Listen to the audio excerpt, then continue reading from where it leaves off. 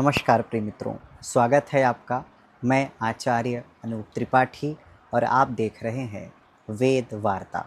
मित्रों, आज की वार्ता में मैं आपको एक विशेष प्रयोग और उपाय बताने जा रहा हूँ। जैसा कि आप सभी को पता है कि शारदीय नवरात्रि चल रही है और आप सभी बड़े धूमधाम से, बड़े श्रद्धा भक्ति भाव से माता कात्यायनी की उपासना कर रहे हैं। तो छठा दिन जो होता है वो माता कात्यायनी का ही होता है। माता के 9 रूप हैं और 9 रूप माता के 9 दिनों तक अलग अलग रूप पूजे जाते हैं, जिसमें जो छठा दिन होता है नवरात्रि का, उसमें माता कात्यायनी का पूजन होता है। तो इस दिन से आप एक व्रत ले सकते हैं। देखिए, आपको सुनने के लिए कान, देखने के लिए आँख और सूंघने के लिए नाक है, तो खाने के लिए मुंह है।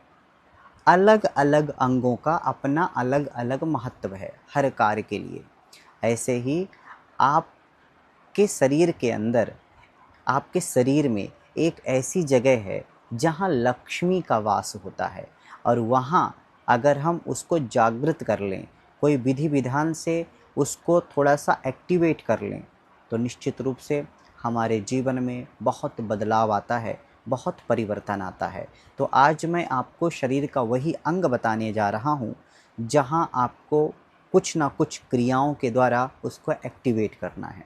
तो मित्रों, कराग्रे वस्ते लक्ष्मी, जो कर है, हाथ है, उसका जो अग्रभाग है, वहाँ लक्ष्मी का वास होता है। अगर आपके हाथ से पैसा बहुत खर्चा हो रहा है, कितना भी कमाते हैं, ले दे करके आपके पास बचता ही नहीं है कुछ, तो ये उपाय आपके लिए बहुत आवश्यक है। ये आपके पास पैसा नहीं आ रहा है या पैसा टिक नहीं रहा, ये दोनों कंडीशन में आपके लिए यह उपाय रामबाण से कम नहीं है। तो आपको करना क्या है? करना ये है कि आपको केसर और हल्दी दोनों का घोल, लेपन तैयार करना है। और इसके साथ में आपको उस घोल को अपने, जब पूजन कर लें आप, पूजन हो जाए, तो याद रखिए इस जो आगे वाला पर्व है, वहाँ आपको उस घोल को हाथ में घोल करके और ऐसे आपको मलना है, और मलते मलते अष्ट महालक्ष्मी के नाम लेना है। अष्ट महालक्ष्मी जो हैं, अगर आपको याद हैं तो बहुत अच्छी बात है, अगर याद नहीं है तो स्क्रीन के सामने आपके नाम हैं, उनको आप स्क्रीनशॉट ले करके याद कर सकते हैं। अथवा तो अगर आपको याद नहीं हो पा रहा तो अष्ट महालक्ष्मी नमः कहते हुए 8 बार ऐसे आपको मलना है, और इसके बाद उसको तुरंत धुलना नहीं है, थोड़ी देर तक लगे रहने देना है। और ऐसा करना है आपको 1.25 महीने तक कम से कम। आप ये करके देखिए, आपको इसका एहसास हो जाएगा कि हमने ये प्रयोग आपको किस लिए बताया है, क्यों बताया है। अगर अष्ट महालक्ष्मी का चित्रपट आपके सामने हो और उनका दर्शन भी करते जाएं तो ये सर्वोत्तम रहेगा। तो अष्ट महालक्ष्मियों के नाम आपके इस प्रकार से हैं: आदि लक्ष्मी, धन लक्ष्मी, धान्य लक्ष्मी, गजलक्ष्मी, संतान लक्ष्मी, वीर लक्ष्मी, विजय लक्ष्मी और विद्या लक्ष्मी।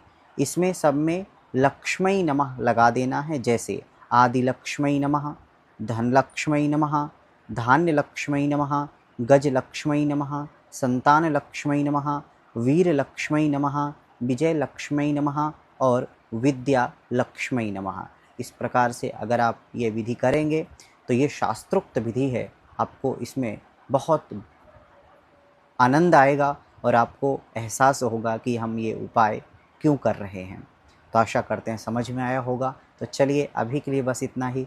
आगे फिर उपस्थित होते हैं आपके सामने एक नई जानकारी के साथ। तब तक के लिए नमस्कार।